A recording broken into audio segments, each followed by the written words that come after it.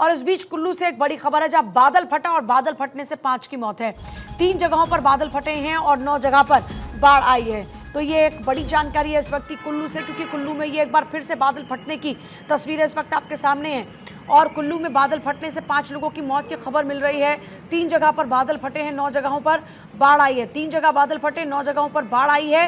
कुल्लू में इस वक्त हालात बहुत ज़्यादा खराब होते हुए नजर आ रहे हैं, क्योंकि अब बादल फटने से वहां पर काफ़ी ज़्यादा नुकसान हुआ है। सड़कों पर चारों तरफ पानी पानी है। ये इससे पहले की तस्वीर को आप देख रहे हैं जब कुल्लू में बादल फटा था और उसके बाद कैसे गाड़ी बहती हुई नजर आ रही थी।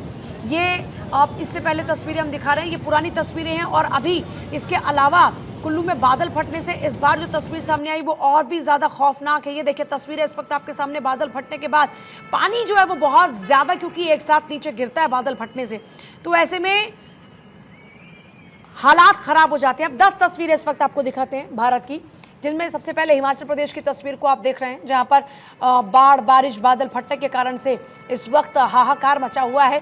फिर गुजरात की तस्वीरों को आप देख रहे हैं, जहां पर गुजरात में ये एक इलाका जो पूरे तरीके से पानी में डूबा हुआ नजर आ रहा है। इनफैक्ट जो लोग वहां से सड़कों पर गुजरते हुए नजर आ रहे हैं, उनका आधे से ज़्यादा शरीर डूबा हुआ है। लोगों को वहां से रेस्क्यू किया जा रहा है, रस्सियों के सहारे लोगों को वहां से आगे बढ़ने की दिशा में लगातार उनको संदेश दिया जा रहा है, क्योंकि काफ़ी ज़्यादा पानी भरा है। ऐसे में लोगों का रेस्क्यू वहाँ पर किया जा रहा है, लोग बह ना जाएं पानी के तेज़ बहाव में, इसलिए रस्सी का सहारा लिया जा रहा है। फिर एक तस्वीर आपके सामने राजस्थान की है। राजस्थान में आप देखिए चारों तरफ पानी पानी है।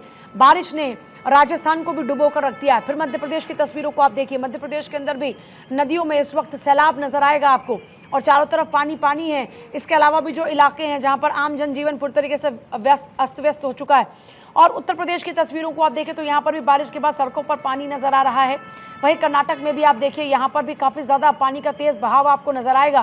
कर्नाटक की वो तस्वीर आपने देखी थी जब यहाँ पर भी जो सब कुछ पानी में डूबा हुआ नजर आता है। फिर उत्तराखंड की तस्वीरों को आप देख रहे हैं।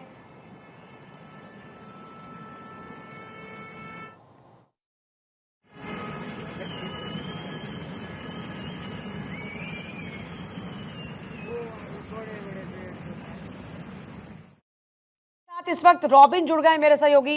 रॉबिन, कुल्लू में फिर से बादल फटा है, मौजूदा हालात क्या हैं और किसी के फंसे होने की जानकारी तो नहीं मिल रही है?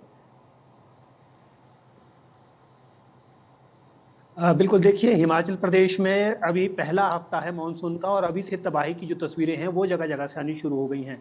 धर्मशाला में भी बीते रोज जो है बादल फटने की घटना सामने आई थी। वहां पर अभी तक 5 शव निकाले गए हैं। बहुत सारे जो मजदूर हैं वो वहां बह गए थे। हालांकि इसको लेकर अभी तक जो आधिकारिक आंकड़ा है कि कितने लोग वहां बहे वो सामने नहीं आया है, पर कयास लगाए जा रहे थे कि ये 8 भी हो सकते हैं, 15 भी हो सकते हैं, लेकिन कयासबाजियां बहुत सारी चल रही हैं। लेकिन अभी तक जो है 5 शव वहां पे बरामद किए गए हैं। इसके अलावा कुल्लू में भी अलग अलग जगहों पर जो है बादल फटे हैं, जिसमें अभी तक 5 शव बरामद किए गए हैं। तो लिहाजा प्रदेश भर में इस तरीके की जो वारदात है वो सामने आ रही है, इस तरह की जो घटनाएं हैं वो सामने आ रही हैं। इसको लेकर बीते कल मुख्यमंत्री की ओर से भी एक अहम बैठक की गई है। सभी जिलों के जो उपायुक्त हैं, डीसीज हैं, उनको कहा गया है कि 24 घंटे अवेलेबल रहें और जो रेस्क्यू का काम है उसको युद्ध स्तर पर किया जाए। बीते कल भी करीब 40 से 50 लोग फंसे हुए थे पानी के बीच में। हालांकि बीते कल ही 30 से 35 लोगों को निकाल दिया गया था। कुछ लोग बचे हुए थे, उनको भी रेस्क्यू करने का ऑपरेशन जारी था। तमाम जगहों पर जो एनडीआरएफ और एसडीआरएफ की टीमें हैं वो तैनात हैं, वो रेस्क्यू में जुटी हुई हैं। तो अभी पहला हफ्ता है मानसून का, लेकिन अभी से जो भयावह तस्वीरें हैं पहाड़ों पर, खास तौर पर कुल्लू और कांगड़ा में, वो देखने को नजर आई है। कई इलाकों में जो है बाढ़ जैसे हालात बने हैं। लकड़ी के जो गट्ठे हैं वो बहते हुए एकदम कागज की तरह आपको नजर आएंगे पानी पर। इसके अलावा कई इलाकों में जो प्रोजेक्ट्स हैं वहां पर भी खतरे की घंटियां बजनी शुरू हो गई है, क्योंकि जिस तरह से हालात पहले पहले बने हैं। और साथ ही साथ बीते कल मौसम विज्ञान केंद्र की ओर से 24 घंटे के लिए फ्लैश फ्लड का अलर्ट भी कई इलाकों में जारी किया गया था। तो ऐसे में आज भी कुछ इलाकों को अलर्ट पे रखा गया है, ताकि इन इलाकों में अगर कुछ अनहोनी हो तो रेस्क्यू तुरंत किया जा सके। साथ ही साथ जो नदी किनारे लोग रहते हैं उनको भी वहां से हटाने के आदेश जो हैं प्रदेश सरकार ने दे दिए हैं कि उनको वहां से इवैक्यूएट किया जाए, किसी दूसरे स्थान पर ले जाया जाए। साथ ही क्योंकि कल या 29 जून के बाद से प्रदेश के कई हिस्सों में भारी से भारी बारिश होने की संभावना मौसम विज्ञान केंद्र ने जताई है। तो ऐसे में 29 जून के बाद प्रदेश में जब भारी बारिश हो तो कुछ इलाके जो लगातार संवेदनशील रहते हैं, जहां पर बाढ़ आने की संभावना अधिक बनी रहती है, उन इलाकों को पहले ही अलर्ट पे रखा गया है। वहां पर जरूरी मशीनरी और इसके अलावा जो रेस्क्यू की टीमें हैं उनको वहां पर तैनात किया गया है। तो ऐसे में सरकार अपने स्तर पर काम कर रही है, लोगों को अपील की जा रही है कि लोग सतर्क रहें, सुरक्षित रहें, नदी नालों से दूर रहें। तो ऐसे में सभी स्तर पर प्रयास किए जा रहे हैं, लेकिन कुदरत के आगे किसकी चलती है और कुदरत अब देखना होगा कि आगे कैसा रुख अख्तियार करती है। जी, जाहिर तौर पर, लेकिन हमने इससे पहले भी पिछली बार की अगर हम बात करते हैं तो हमने हिमाचल में बहुत ज़्यादा तबाही देखी थी, घर के घर ढह गए थे, बिल्डिंग की बिल्डिंग ढह रही थी। इस बार क्या इंतजाम किए गए हैं इस तरह के हालातों से निपटने के लिए? बिल्कुल पूजा। देखिए, जब अभी पहला हफ्ता है मानसून का और लोगों के जहन में वो पिछली बार की तस्वीरें फिर से ताज़ा हो गई हैं। पिछली बार बड़ी आपदा प्रदेश के अंदर आई, कई हिस्सों में जो है लोग घर बह गए, इसके अलावा लोग बहुत सारी जगहों पर बह गए, लोगों को शव तक बरामद नहीं हो पाए कुछ लोगों के। तो ये जो हालात हैं एक बार फिर ऐसे ही इसी दिशा में आगे बढ़ते हुए नजर आ रहे हैं। लोगों को इसकी चिंता है और इसको लेकर, क्योंकि ज़्यादातर जो लोग नदी नालों के पास रहते हैं उनको हिदायत एहतियात के तौर पर वहां से किसी और जगह पे शिफ्ट करने के आदेश पहले प्रायोरिटी पर दे दिए गए हैं सरकार की ओर से। साथ ही डीसीएस को खासतौर पर कहा गया है कि 24 घंटे अवेलेबल रहे, किसी भी सूचना होने पर, किसी भी इस तरह की घटना होने पर तुरंत रेस्क्यू ऑपरेशन किया जाए और युद्ध स्तर पर रेस्क्यू ऑपरेशन चलाया जाए। तो सरकार भी अपने स्तर पर पूरी कोशिश कर रही है कि कम से कम नुकसान इस बरसात में प्रदेश के अंदर हो। लेकिन जाहिर तौर पर क्योंकि कुदरत कैसे इस तरह से इस बार जो है यहाँ रूप दिखाती है, क्योंकि जिस तरह से मौसम ने रौद्र रूप पिछली बार दिखाया था, कहीं वैसा रूप इस बार न दिखाए, इसको लोग आशंकित है।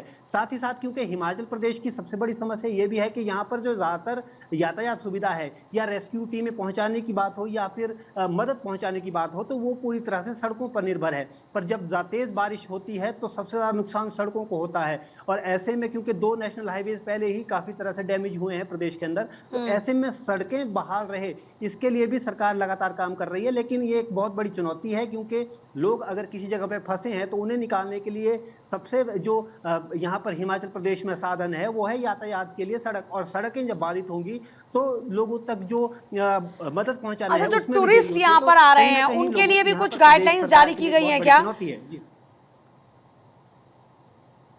जाहिर तौर पर जो हिमाचल, चाहे हिमाचल के अपने लोग हैं चाहे बाहर से आ रहे लोग हैं, उन्हें नदी नालों से दूर रहने को कहा गया है। हालांकि बीते कल क्योंकि मंडी से कुछ ऐसी तस्वीरें भी आई जहां पर जो टूरिस्ट हैं वो नदी नालों के करीब जाते हुए नजर आए। वहां हालांकि वो वीडियोग्राफी कर रहे थे, फोटोज ले रहे थे, लेकिन उसी दौरान वहां पर क्योंकि पंडोर डैम भी है तो उसकी ओर से लगातार वहां अनाउंसमेंट की जा रही थी कि नदी नालों से दूर रहे, पानी का जल स्तर बढ़ रहा है, कभी भी पानी छोड़ा जा सकता है। तो उसके बावजूद लोग वहां पर जा रहे थे। तो ऐसे में लोग भी कोताही ना बरते, सरकार लगातार अपील कर रही है आम जनता से। हम भी यही चाहेंगे कि आम जनता ये ध्यान रखे इस बात का, जो भी पर्यटक हिमाचल आ रहा है नदी नालों से कृपया दूर रहे।